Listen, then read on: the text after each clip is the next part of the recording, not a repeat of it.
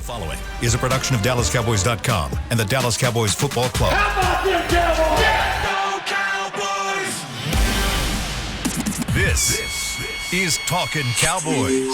Streaming live from the Dallas Cowboys World Headquarters at the Star in Frisco. First down. Handoff, Elliott plowing to the goal line. Barry, sacked by Lawrence. Prescott keeps it, and he bangs it in for the touchdown. And now your hosts, Isaiah Stanback, Heckma Harrison, Rob Phillips, and Kyle Yeomans. It is a Monday morning edition of Talkin Cowboys presented by Tostitos, helping fans get in on the game. Welcome into the SWBC studios at the Star in Frisco. As Heckma Harrison, Isaiah Stanback, Rob Phillips, Chris Beam, Kyle Yeomans, we are all back from Thanksgiving break. Yes. We could really call it that. I hope everybody had a wonderful Thanksgiving. And gentlemen, the itis is sneaking in on me. I ate way too much food this weekend, and I am dragging this morning. Tryptophan? Good, sir. Yeah. It's a real Too thing. much turkey, too much of that stuffing. It was delicious. Where did that come from? Ask me if I regret it, and I don't regret it. Tryptophan. Tryptophan. Yeah, can't spell it, but it's a thing. And I hear that turkey has a thing and some kind of chemical in it that makes you automatically tired. I discovered Is that that it? this That's week. the one. That's Is the that- one. Yeah. Is that right? Yeah. That's it. Tryptophan. Yeah. Fan.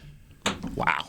Everybody learned that. I feel That's like a again lie. this I thought it was week. a lie. I said, shut up. I had to tell all of my in-laws, like, get out of here. Stop it. It's a real thing. You come right in here and I'm sorry. And Isaiah doesn't eat meat. I don't so have you're any of good that to in my go. system. Isaiah feels great today. I'm grand. That mac and cheese looked fire, though. It on was. IG. It was. It was fire. It was fire. Oh, it I was have to so say, I good. get better every year. You know. Be great today. Yeah, Why not? Great. Yeah. Well, the Cowboys were not super great on Thursday. No, they weren't. 36-33 in overtime, a loss to the Las Vegas Raiders, as the Cowboys have now lost 3 of their last 4 games and 4 of their last 5 on Thanksgiving. So the Cowboys fall again on the holiday. It's a holiday that hasn't been kind to the Cowboys as of late. Rob, you were at the game. What was that like, the comeback and kind of the trailing that never really felt like the Cowboys got off the ground again, and the defense giving up 36 points for the first time in 2021. It was tryptophanish, actually. It was very tryptophanish. It was very reminiscent of Kansas City, where they just offensively can't get anything established until late. And I think, encouraging in the fourth quarter that, hey, they finally try to go deep, get Michael Gallup in single coverage, and they took advantage of that, and they hit several explosive plays. So can they carry that into Thursday? I think that's the thing they got to do. But not only was it reminiscent of the Kansas City game 4 days ago, it's reminding me of 2019 when they had Amari Cooper on that team. They went and lost 3 or 4 games in December, and I looked it up. 3 of those losses, one of them to Buffalo on Thanksgiving. I know I'm going back a couple years, but they couldn't score more than 7 points and a half. And it was the same. We're talking about the same stuff. Slow starts. How do you get it going? They got to figure that out, even against a Saints team that is challenged offensively right now. That's really interesting to think about because Right there. You good? That was not sly at all. I appreciate the effort there. It didn't work. All right, well, let's just blow right past that. Isaiah, what did you see on the Thanksgiving matchup?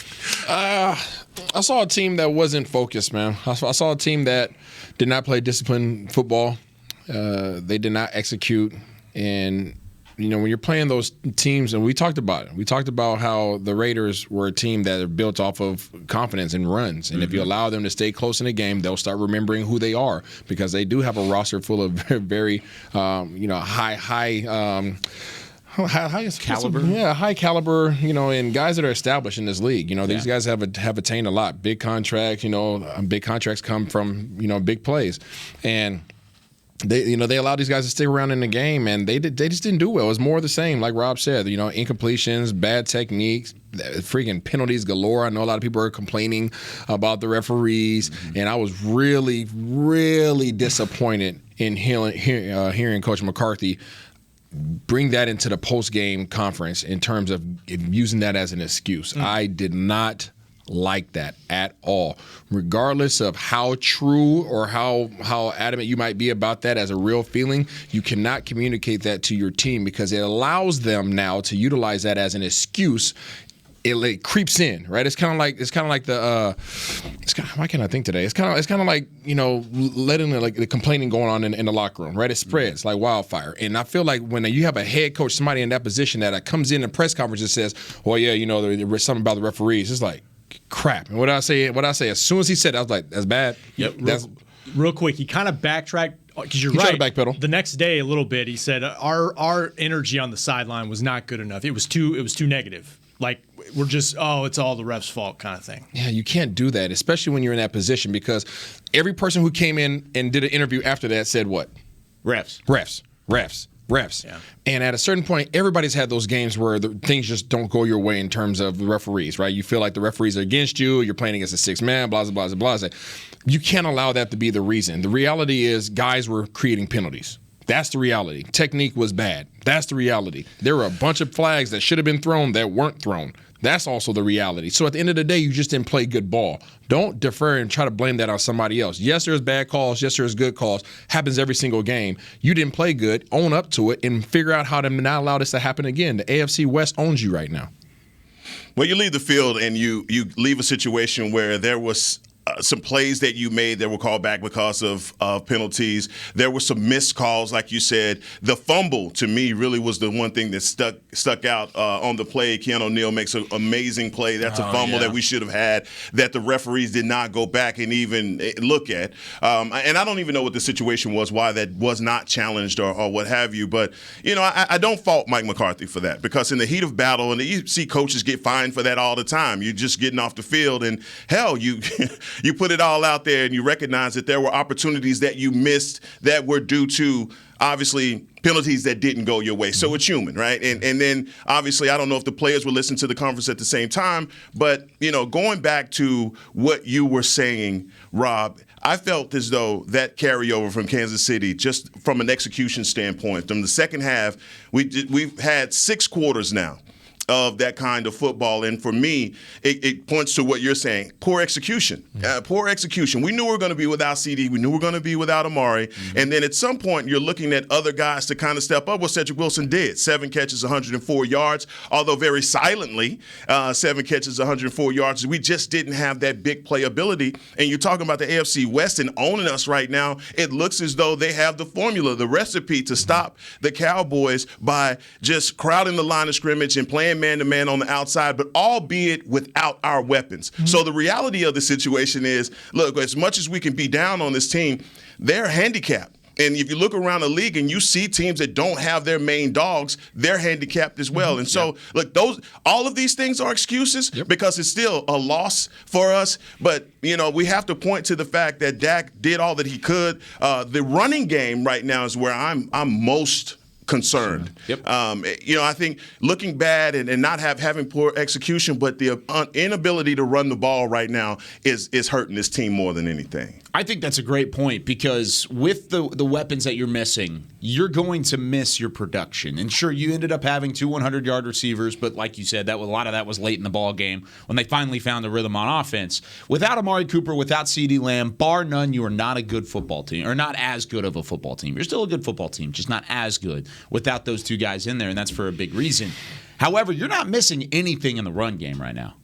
You got an offensive line back. You had Tyron Smith back. You have Ezekiel Elliott. Yeah, he's a little banged up, but he's still out there playing. He's not banged up enough to miss some time. And then you've got Tony Pollard, who played decently well, but still never really had the kind of game that you would expect. So is that the biggest concern right now, at least in terms of a longevity problem, a long-term problem for the Cowboys? Yeah, I mean, I'd kind of go back to what I said after Kansas City. To me, and it ties into the run game, the line of scrimmage, they're not winning it. Mm-hmm. It's you know, the offensive line, and they've had some changes up front, but Tyron's back, and that's why you can't, you know, I don't think you can go as far to say, oh, it's because they're missing certain guys. I think it compounds the problem. I'm with you. It's not an excuse, it's a fact. But they're not also doing simple things to give them chances to win. Like we talked about drops and missed throws and missed blocks in space and things like that probably get magnified more when you lose a game than when you win it. And they almost won that game, and maybe we'd be sweeping that under the rug if they'd pulled that out against Vegas. Almost said Oakland. But yeah, I think, and Mike McCarthy spoke to it a couple days ago, the win rate. I don't know what metric he's using, but up front, they're not handling that as well. And that's in the run game. That's pass protection. Zach Martin spoke about, and Mike talked about movement up front with the defensive front and not being able to handle that as well. I think it starts up front for this team. And when you are missing your top 2 wide receivers, it's easier to key on the run game and say, hey, beat us in the pass game. And so there's a lot of reasons why, but they got to get it fixed. And it is fixable, but it goes beyond just, hey, they're missing this guy and this guy and this guy. Yeah, I'm more concerned about the psychology of this team. The physical aspect, those things are easily correctable. That's watch film, make the corrections, don't allow it to happen again physically. Did you see Terrence Steele get blown off the line of scrimmage by Max Crosby? Hey, it happens, bro. We talked about that. We knew that was going to happen. We knew that was going to happen. That wasn't even a question mark. It was about limiting it. But the reality is these guys, the psychology of this team is really being challenged right now. And I'm worried about their ability to pull themselves out of a hole. I'm really concerned about their ability to pull themselves out of a hole. We talked about, I brought up emotional intelligence last week and about our, 2 weeks ago, about our ability to be able to handle those forms of adversity and how do we step into these situations, these tight games, these competitive games. Well, we see all the penalties. That's emotional intelligence. That's being disciplined. That's not doing what you're supposed to do. That's a lack of it. Well, now all of a sudden we're fighting after the game. Well, there we go. There it shows up again, right? There's 2 back-to-back games that we just don't get out the hole. And yes, you're missing your players, but guess what? We've been missing players all year long. All year long, we've been missing key guys on the offensive front. We've been missing key guys at receiver. We've been missing key guys in the secondary. We've been finding a way, right? So the guys have been finding a way. But now all of a sudden we miss 2 guys at the same position, and now all of a sudden now it's a problem. Now we're not at full steam. So it's these excuses that are kind of being let in there. We got to find a way to get out of this rut. And this next game coming up is going to give us opportunity because those guys have to try to find their way out of a rut too. Those guys have lost 4 straight games. We lost 2 straight games. What the heck? Who's going to step up and decide to come out the hole? Because that's exactly where we're at. We're in a hole, and do you want to dig yourself out of it? The emotional intelligence part of it, I completely agree. The fight after the game with Tristan Hill, you don't want to see that. Hell, if you're going to fight. Exactly. Quarter Before 1 the through whistle? 4. Exactly. No, you'll get it to it, do it then. Before the game is over? Yeah, I'm just saying. But you're right. I don't question their fortitude here. I think they've had some mistake. They've had some success, and they can look over these last couple of games and point to, okay, this is where we went wrong. The line of scrimmage right now is where the battle has got to begin, and we've had some shuffling. We talked a lot about continuity. Maybe they don't care as much about continuity as we think because we saw them shuffling Steele and Lael, and we see that on the college level. Never have seen it much on the pro level. I don't know what they're fishing for, why they're doing this in these matchups, but obviously they're looking for something in game time. But look, man, these are tough. Anybody that plays in the NFL, these are tough people, and I don't doubt that they understand that their backs are against the wall. But at some point, with all the success that they had early, you recognize that adversity was going to be on the table. Here's that time. We can talk mojo moments, all the cutesy stuff, all we want to, but adversity finally strikes, and all of the football cliches and stuff that you bring up about next man up. Look, it gets to a certain point where that stuff catches up with you, and now it's caught up with us. And so I won't look as much as we want to pass the blame around. Right now, there are just some guys that have got to elevate their game, and whether they are injured, which all teams right now are dealing with that, we're just dealing in a situation where guys have to elevate their game. Who is that going to be? Our young guys, our rookies, our second-year guys are elevating their game, but what about some other guys? There's a few guys right now that, hell, I don't know where they've been for the last couple of weeks. No, you're right. Who are some of those guys in your head? Oh, man. Right. LVE. If somebody can tell me where LVE is, I'm telling you, there'll be a reward poster out. I'm trying to figure out what's going on in the running game. Keanu O'Neal, he has some good plays, but there's just some things like look, he's making tackles. The big play things, getting sacks, other things that we need from our guys. We're just not getting it up front by not being able to stop the run defensively, the defensive line. When you saw not only from our offensive line, but their offensive line was able to establish drives and run. We talked about the Raiders and the methodical drives that they were able to get going. They did that.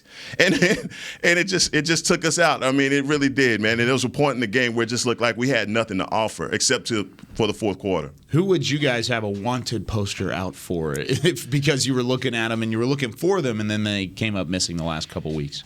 For me, it's just I want to say Coach McCarthy, but say it. I do want to say Coach McCarthy. I just don't. We don't know what's being said in the locker room. Let me start out by saying that we don't know what's being said in the locker room. But that post game really. Why did it really? Because so it's an excuse. It's an excuse. And if you're the leader and you're making excuses, what do you think that everybody who's following you is going to do? Regardless if it's true or not, it doesn't come out your mouth. The fact that you bring that to the press conference, you know what's said in the locker room. So yes, they don't hear the press conferences, but they hear it in the locker room. And so when they hear it in the locker room, they bring that up there. Now, guess what? Instead of owning it and saying that was us, let's fix it. It's something going on with us. We can handle what we can. I told little kids I was coaching a couple weeks ago, if you don't like the result of something, you change it. You change it. Maybe I'm just playing devil's advocate. Maybe he's trying to get them to change it through the media. I'm not saying he's going to get fined, but I'm saying because I think his frustration, and I think, look, you're right. And you showed us a highlight tape last night of Anthony Brown's 4 pass interference penalties, and there's technique problems. I mean, the last one, for sure. You have to turn around. You know. So there were flags. I do think there was no rhythm to the game. 28 flags to me, come on. The game should not be 4 hours long. But you're right. There are penalties. I do wonder, and I agree with him, and he talked about this, I think, the next day, is there's not a consistency. If you go back and watch the Chiefs game, guys are getting away with grabbing the Cowboys receivers and all that kind of stuff, and they let it go. Well, the next week it's a new crew, and it's so ticky-tack. Yeah. And if there's anything, there's a flag. There needs to be more consistency with players understanding what they can do and not do week to week in a game or what's going to be called. And I think he's voicing that through the media, maybe to try to get a change. Trying to even the playing field a little bit. Playing devil's advocate to your devil's advocate is the fact that going into the game, it's inception advocate. Going into the game, there were scouting reports pretty much for the coaching staff on the referee crew that they were going to have. And it was out there. It was in the open, and they knew that was the type of crew going into the game. So does that play a factor into it at all? The fact that you knew what you were going into? Matt, listen here. Yes, we got to listen here. Referees can affect the game. Sure. Yeah. Everybody knows that. And there's going to be days. We saw that on Thursday. We saw it on Thursday. It can happen in your favor. It can happen against you, right? And either way, you know that's going to be a factor somehow, some way. You hope that it's not, but usually it's going to be a factor. What can you control? You can control coming off the ball and dominating the line of scrimmage, can't you? That's right. Did we do that? Nope. Can we dominate the ball and can we dominate running the ball? We can. Yeah. We have the personnel to do it. We didn't do that. Can we dominate throwing the ball in the air? Yes. We've been bracking up 400, 500, 600 yards passing, or a total offense. A lot of it through the air. Did we do that? No, we didn't do that. Okay, what about defense? Did we play physical like we've been playing? Were they running around and flying around with their hair on fire? Were they hitting guys in their mouth, enforcing turnovers like they've been doing? No. So at the end of the day, you didn't do what you're capable of doing. That's the reality. Now, did the referees assist in your loss? Probably. But guess what? You didn't earn it. You didn't earn it. Own that fact. Don't make an excuse for why it's they didn't help. Of course they didn't help. They're not supposed to help. And to your point, it was 14 flags apiece. Yeah, it was all the way around. It was too excessive. Just play better. And you've been, look, I think I've watched enough NFL football to know, those back in the days when Oakland Raiders were the most penalized team in the league, and you expected that for them. Even when they had good teams, just because they were the Raiders, they just got flagged for unnecessary roughness all the time. Right now, I just feel like the Cowboys are not getting the benefit of the doubt. If you watch enough football, you see plays like Anthony Brown made in a call not get. And I'm not saying that his technique was good, or that the other PIs that he got were not warranted. But on that last one, you have a guy that's face guarding basically, and you have a receiver pulling the guy into you. That sealed the game, and you don't want to see referees decide the game for you. And I know you have, and I understand where you're coming from with the approach because it's old school. Control what you can control. Don't bitch about the whistles when you could do what you're doing right here on the field. But there are certain points in that game where it was like, well, come on, bro, you're gonna make that call, but then you're not gonna make this other one over here. I don't disagree with and I you. feel like these referees, whoever that crew is, they should don't say that. That crew should basically be they should watch these guys, all right? Watch the way that they under review, whatever it is, because they're trying to make themselves the focal point in the game. I think they're taking away from the game. The game shouldn't have been 4 hours long, and that had those referees had a lot to do with it. I don't disagree with you. However, we've shown this 3 out of our last 4 games. So whose fault is it? And they look, you know what I'm saying, like that. So I hear you, and I don't disagree with you. This characteristic, this performance has shown up 75% of our last 4 games. Yeah. The penalties. You can also talk about no. over the Not even just the course- penalty, just the lack of execution. But they have been one of the higher penalized teams this year. Yeah, and guess what? You're the Cowboys. You know what? You're the Cowboys. You know it. You know, it's just like the Raiders. You know it. So guess what? Step up and make sure they can't call it. Don't let these boys at the line of scrimmage. You won't have to worry about holding down the field. Right? Blow them off the ground. Throw these guys around like there's some little Tonka toys. You know what I'm saying? You have to be more dominant. When you know that you're going to face another opponent, go out there and destroy them so bad that they can't even throw a doggone flag. And that's the thing defensively is you can't let this performance affect your aggressiveness. No. They can't now be afraid to get flags. Yeah, and we've been seeing that. Guys have been hesitant to hit. Guys have been coming from the secondary, kind of backing up. We were talking about that in the studio, like talking about KZ? fly around and hit him. Yep. KZ, freaking Neal. Some of these guys. I mean, these guys aren't hitting like they were hitting before. Yeah. But like, to your point, 3 of your last 4 games, you have not performed well. That's the issue. Address that. Stop talking about the doggone referees. Fix what's going on in this locker room and within these meeting rooms so that you make sure you don't go out there and perform like you've been performing. Especially when over the last 6 games, all of which are winnable for this Cowboys team. You could talk about the Arizona game. I still think that's a very winnable matchup for the Cowboys, especially if they have some of their guys back. But this is a crucial stretch coming up for the Cowboys, and it starts on Thursday against the New Orleans Saints. When we come back, I want to talk about the Saints matchup a little bit, but before we get to that, I want to talk about Anthony Brown and the game that he had. Was it as bad as we thought? Was it a sign of the future? We'll kind of address it and talk about it when we come back here on Talkin Cowboys. There's nothing as unique as our eyes, which is why Essilor pioneers ways to make lenses as unique as you. Verilux for super sharp vision, Essential Blue for protection, and Crizal for freedom from glare. 3 cutting-edge solutions in a single unique lens. So whatever your needs, insist on Essilor. Visit your local Essilor experts and find the perfect lens for you. See more, do more, Essilor. New Dr. Pepper Zero Sugar. You deserve it. I do deserve that. You deserve decadent flavor without sugar. And a day at the beach without sand getting everywhere. And a relaxing bath that your children don't interrupt. I deserve all that? It's really just a visual metaphor for Dr. Pepper Zero Sugar. Everything you want, nothing you don't. A visual metaphor on the radio. I do deserve that. Dr. Pepper Zero Sugar.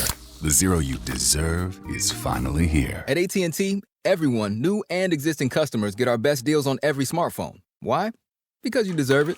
For turning your living room into your office and your gym. For teaching grandma how to video call. And teaching her again. It's the button on your left, Nana. Okay, your other left. It's not complicated. Everyone deserves something new. So AT&T is giving everyone, new and existing customers, our best deals with every unlimited plan on every smartphone, even the latest ones. AT&T may temporarily slow data speeds if the network is busy. Restrictions and exceptions may apply. Hi, I'm Clint Tillison with... And I'm Jay Novacek, and we're both with... United Ag and Turf, the official tractor provider of the Dallas Cowboys. So, if you need a tractor to bale some hay, a mower to cut some grass, or a gator to get some chores done... Get a John Deere at United Ag and Turf. And then, let's get to work. Hey, Jay, that's my line. Well, not today. Get to work with a John Deere tractor package that's just right for you and your budget. Visit UnitedAgAndTurf.com. Back to Talkin Cowboys. It's a great people, great pay replay here on Talkin Cowboys. You've heard it already. Jason Witten has joined that Caliber Collision team. Join him to do great work with great people for great pay. Apply right now at jobs@caliber.com. That is jobs@caliber.com. Go get that bread. Go pull out the Webster's Dictionary, P. Huh? And pull out that Webster's Dictionary in your back pocket. Well, you didn't even look up. No, I'm talking about your wallet. Oh, God. No, please. I thought we were talking tryptophan. Don't throw off his again. balance, please. There we go. Dude, that is a team player at its finest. Rob goes, what do you want me to look up? He didn't even understand what you were talking about, but he was on top of it. He was ready to go. It's a back pocket brick is what that is. All right, 36-33, the Cowboys fall to the Raiders on Thanksgiving. They've lost 3 of their last 4, and we just talked about some of the high points, and by high points, I mean low points of that loss to the Raiders. Now, I'm going to continue with the low points here, and Anthony Brown, he's played well all season. He's played above expectations all season. But this was a rough one for big old AB on the edge. Heckman, what did you think about Anthony Brown? I'll let you start this off because you guys are too much. We could just rip the smelly stickers out of there. No, we're going to keep it smelly stickers. Going to keep it on there? Some of these problems start to rear their heads all over again, and I just wish Deshaun Jackson would just retire already. Or sign with the Cowboys. Could we just sign him? You know he's going to be a problem, and obviously speed on the outside is a problem, and man, they found it. They found the weakness in the defense, and they exploited it the entire game, and they made it a pin the tail on the donkey moment for Anthony Brown, and he just couldn't escape it. And look, he's been so good over the last couple of games, and getting PIs and getting turnovers for us, interceptions for us, being strong in the running game. But that wasn't a good showing. There's no positive spin that I could put on it for him. He looked like hot garbage out there, and the only way to recoup and get this back is getting our pass rush back going. That's what we haven't had, and a lot of guys are not having success when quarterbacks like Derek Carr, I don't care how good or how bad they are, when you give an NFL quarterback that kind of time, they're going to exploit some of your weaknesses on the back end, and we just aren't getting to the quarterback efficiently enough to make a difference for our secondary, not playing complementary enough. What type of receiver causes him the most issues? I think small, fast receivers get him. That's been a problem. Antonio Brown, week 1. Mm-hmm. Yeah. Route runners.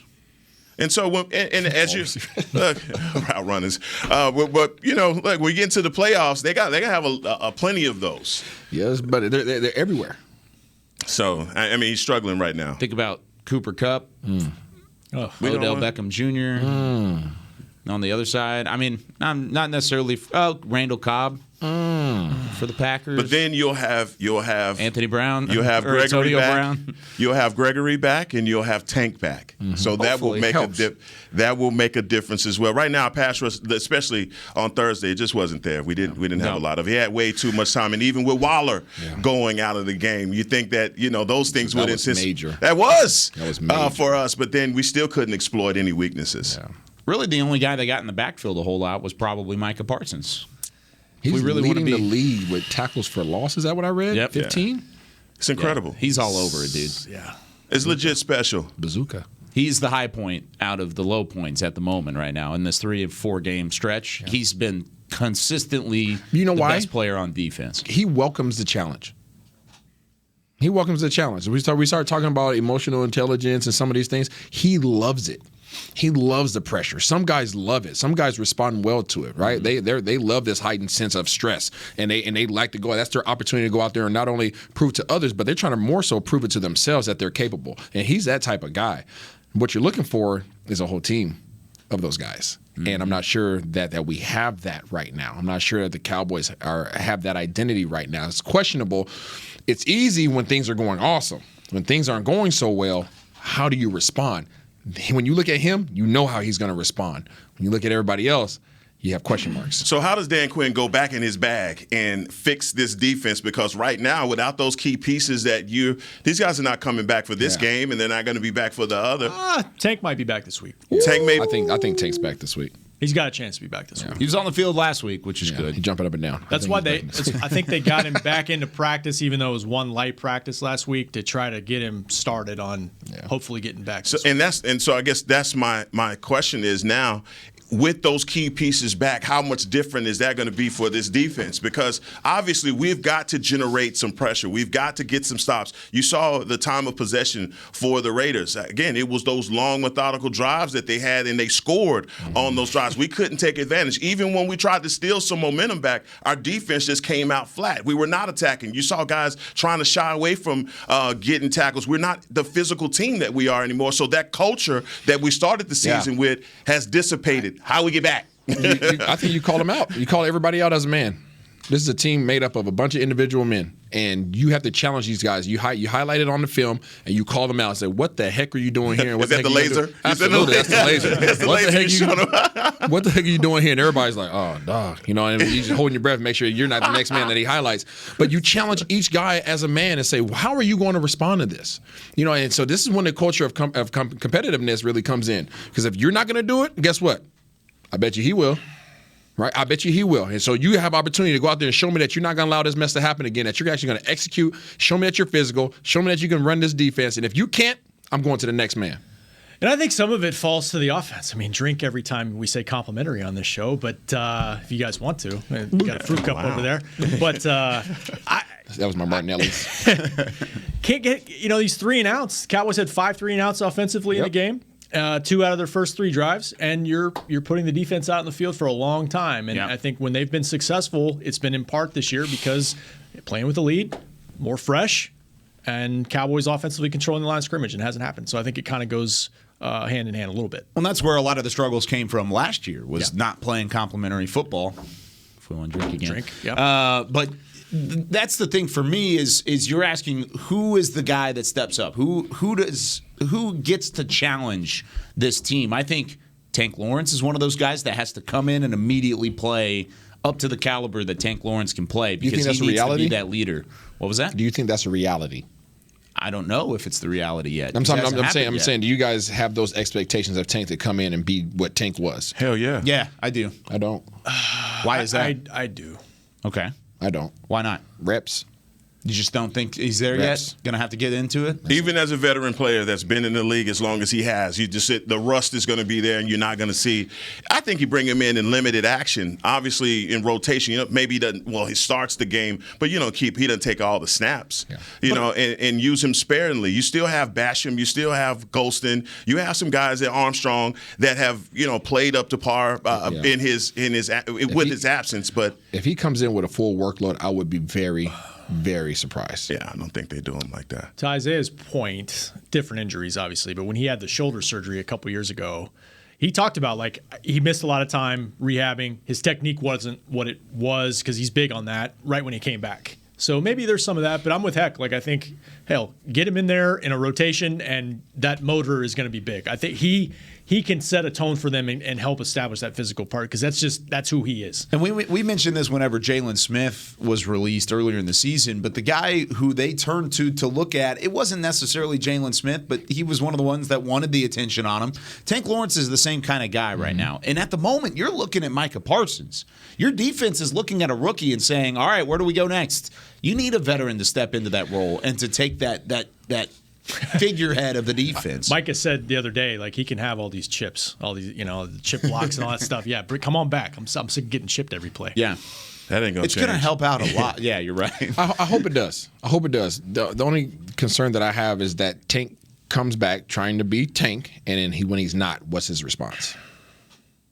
And I don't think he would fold. Yeah, going into the psychology, you've talked a lot about the culture of, this team and what Dan Quinn brings to it. And if a guy is out, he's feeling like he's being left out of the party. I think that's a lot. I think Tank feels that way right now, that he's been left out a lot of the fun that's been going on. And now that they're in the slump, he could be a part of the reason that they get back in the win column. I mean, for Amari Cooper, imagine how he feels being out for the last 2 games and recognizing that his team has struggled without him. We hadn't been able to get a lot going as far as drives because of the attention that's played to Amari Cooper in the last 2 games. So, I just think that absence cannot be undersung. We can't say enough about that. But if Tank can come back and he can have an impact on this defense, I think it's going to mean a lot. Yeah, I hope that he can, and I don't disagree. I believe that he's hyped up more than anybody ever could be in terms of coming back. But my concern is when you're that hype and when you know that everybody's looking at you, you know that you're the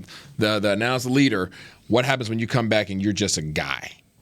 What's your response then? Do you still lead do you still lead in the locker room? Do you still lead on the field, or are you going to show your frustrations and now let that continue to snowball into other people? That's what my concern is. I hope he comes back and he's freaking D-Law and he balls out. But if he doesn't, what is his response? Because that is just as important as him coming back and balling. But that's integrity and character. All the things that that. But it's also frustration. Yeah, it could be frustration. We will see. We'll see. But how'd you guys think about Gallup? His resume in terms of his opportunity to be the number 1 guy. It took until the fourth quarter for it to show up, but he had a little bit there. He showed he can do it, I think, but it's going to be a question on will he do it. Yeah, I mean, it showed up late. Fourth quarter, offensively, they didn't get going anything until the fourth quarter. I agree with Jerry after the game when he said we probably could have thrown it up more and challenged and said, hey, throw the flag. Throw the flag. Yep. That's what Vegas did. Mm-hmm. So I think late he showed everything we talked about, like what he could add coming back. He showed in the fourth quarter with the contested catches down the field, take the top off, all that stuff. Oh, I cannot wait to have those guys back with Michael Gallup and having Lamb and Cooper and everybody back and healthy. I want Dalton Schultz to play better. It's all together. Dak too, and I was going to ask you this. I felt like in those last couple drives, fourth quarter, Dak's footwork looked better. He just looked more in rhythm when they got more up tempo. I don't know if they can do that the entire game, but I swear to God we had these same conversations in 2019. Yep. Should they go up tempo more? Should they do that to try to get him out of this rut? Because it's the same conversations we've had. Well, when you have 5 3-and-outs, it's really hard to get any rhythm going, and that's the only thing that you can do. You see in college, high school, all of that. How do you get in rhythm? You go up tempo. You get things moving a little bit faster. You saw Kansas City do it in the Super Bowl versus San Francisco. They went up tempo in the second half to get back in rhythm. We're just not finding it. And I think the offensive line continuity not being there, and obviously still – did I say – yeah, I did. It's another one of those things. Don't have to worry about a rotation, unfortunately, that week. Or there's not going to be one. And why is that, Rob Phillips? Because he is in COVID protocol. Who along is? Along with Terrence Steele, along with multiple assistant coaches, all 3 strength coaches. Mm-hmm. Joe Philbin on the offensive line coach, Jeff Blasco, his assistant. Jesus. And hopefully that's it. Yeah. I mean, moving forward, because you don't know about that whole situation. They're in the extended protocols again today. Philbin was out last week, wasn't he?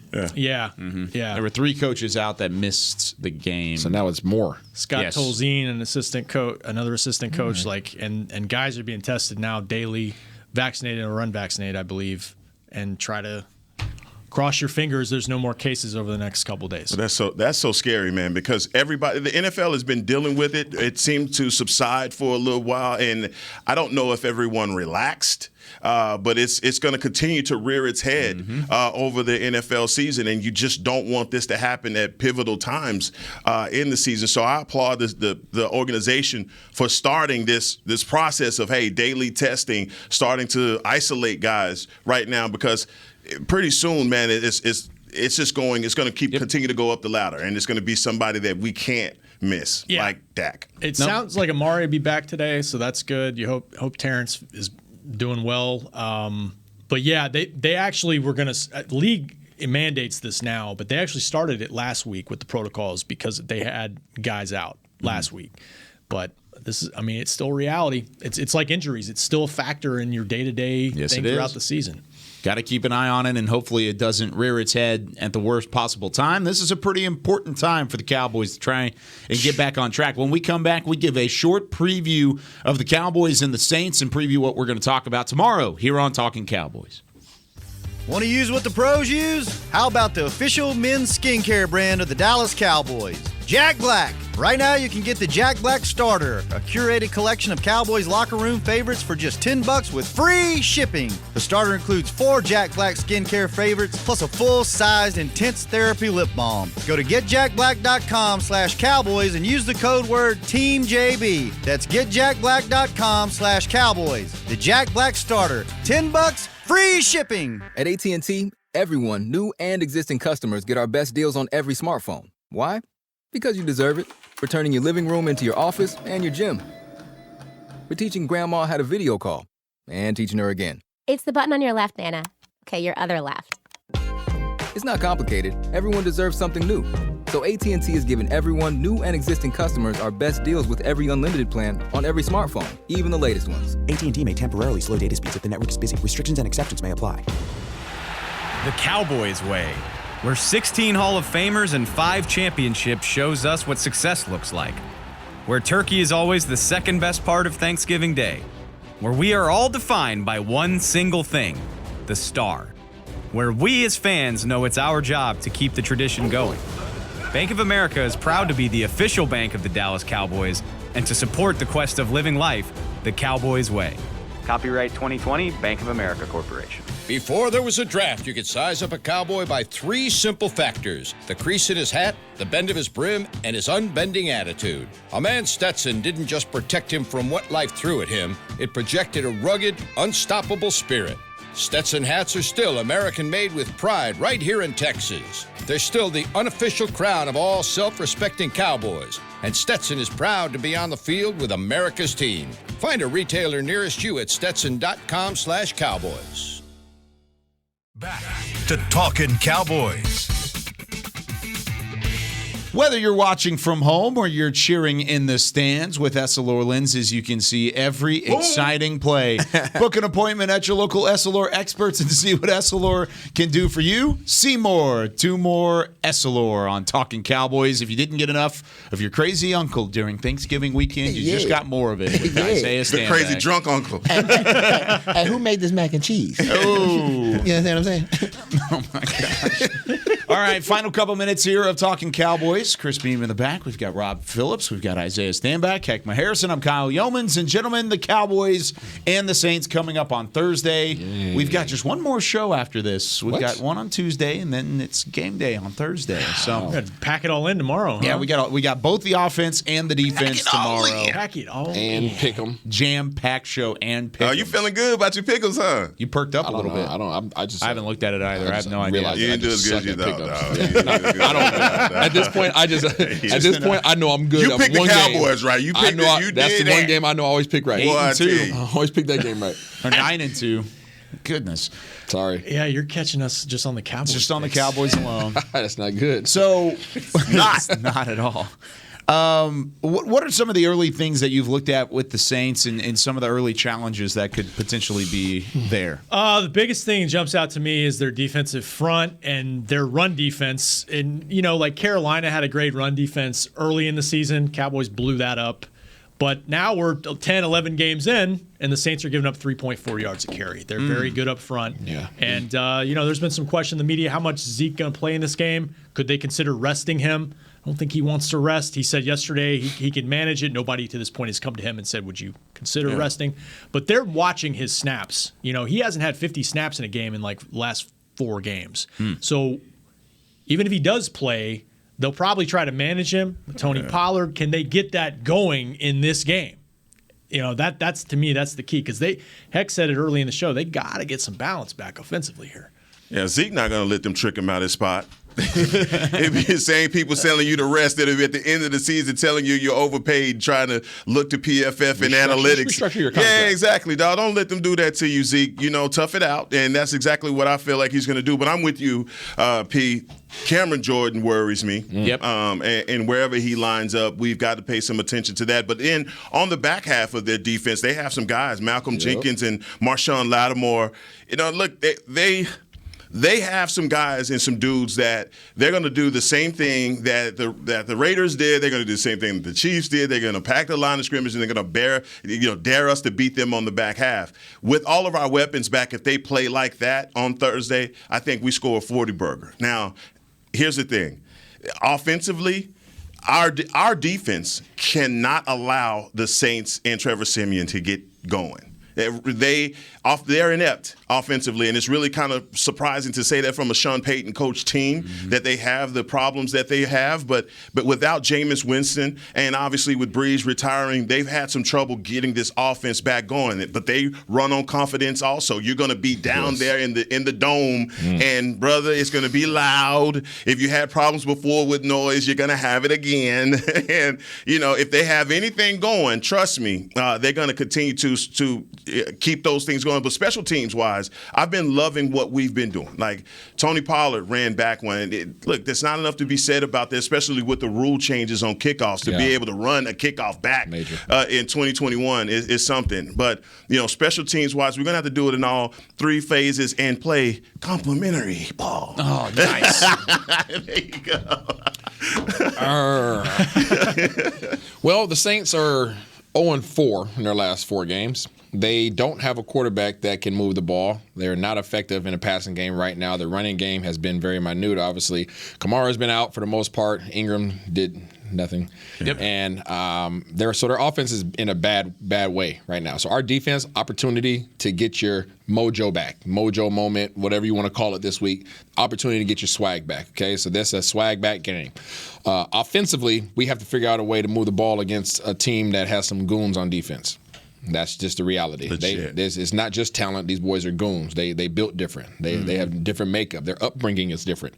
If you hit Tristan Hill, you want to punch somebody in the mouth, this is not the team to do it against, because all these boys will step up to you real quick in a hurry, in the form of Cameron Jordan, Malcolm Jenkins, Demario Davis. Jeez, I like him a lot. Yeah. They have some dudes on defense. So we have to take advantage holistically on defense. Special teams own that. We should at least own 2/3 of this game, and then offensively, we have to find a way to get something rolling. I think that's the biggest thing for this is defensively you look at it and you say this is going to be a tough matchup. The Cowboys offense needs to find a rhythm against a very talented Saints defense. The Saints defense hasn't played well, though. They've had their lapses over the last couple weeks. They gave up 31 points to Buffalo on Thanksgiving, too. They haven't played necessarily well, so they'll have a chip on their shoulder going into the game.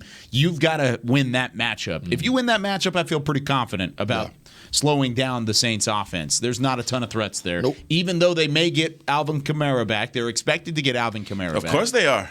I think even then, I'm still not uber worried about that offense. I think you can figure out a way to find some mojo on the defensive side. But, man, that's going to be 2 matchups we're talking about tomorrow, and we'll outline it a little bit more in depth when we return 9 a.m. Central Time on Tuesday. That's going to do it for us here on this edition, though. For Chris Beam in the back, for Heckma Harrison, Rob Phillips, Isaiah Stanback, I'm Kyle Yeoman saying so long from Talkin Cowboys presented by Tostitos. We will see you tomorrow. This has been a production of DallasCowboys.com and the Dallas Cowboys Football Club. How about this, Cowboys? Yeah!